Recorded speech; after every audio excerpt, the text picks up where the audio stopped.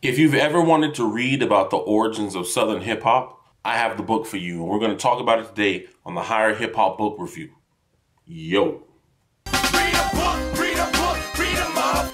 Book, read a book, read a book, read 'em up. Dirty South by Ben Westhoff was published by the Chicago Review Press, and it's 298 pages. Basically, the book is exactly what the title suggests. It's about hip hop created in the South. It's about the people who are the forerunners or the forefathers of Southern hip hop. And each chapter gives you a different person, a different personality, their struggles coming up in the game, and how they became influential in hip hop in general. Honestly, I had the book for a while. I was going through it bits and pieces. And when I sat down and said, I'm gonna read this book, it literally only took me 2 days. And I was so thirsty for the knowledge that this book was providing, I ran through it easy. Succinctly, I thought this book was amazing, but I am also a Southern hip hop apologist.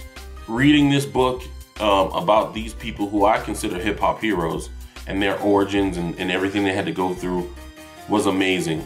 Literally one of the best books I've ever read. It's exactly what you think it is. It's a historical, chronological representation of Southern hip hop, starting with Luke and ending with Gucci Mane. But everyone in between, each story was great, and I can't recommend this book enough. If you are interested in the origins of Southern hip hop, or consider yourself a Southern hip hop apologist like myself. There's one thing that I want to notice. In almost every instance, every single chapter, it was some dude or some entity from up north or from the West Coast that was very open for the disdain of whatever was coming from the South. And on one hand, I was like very disappointed because a lot of the people mentioned in the book were people whose musical stylings I enjoy.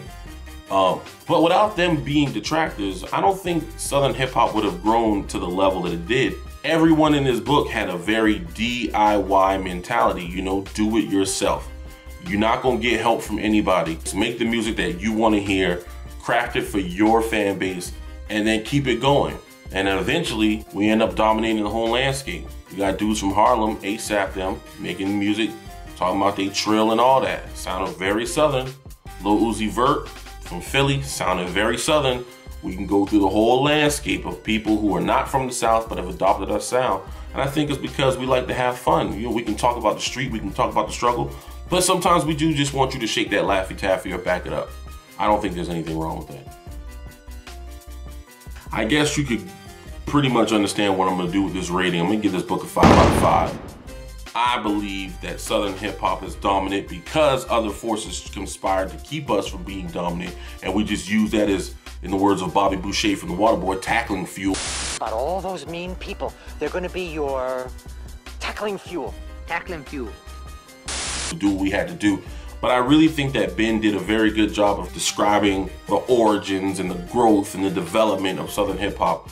And to anyone who's just generally a fan of hip hop, loves reading, I think you're gonna enjoy this book. You don't have to be a Southern apologist to enjoy this book. I think anyone who's a fan of hip hop and wants to study the game will enjoy this book. So for that reason, Ben, you did a very good job, sir. 5 out of 5. And what else can I say, man? That's how I feel.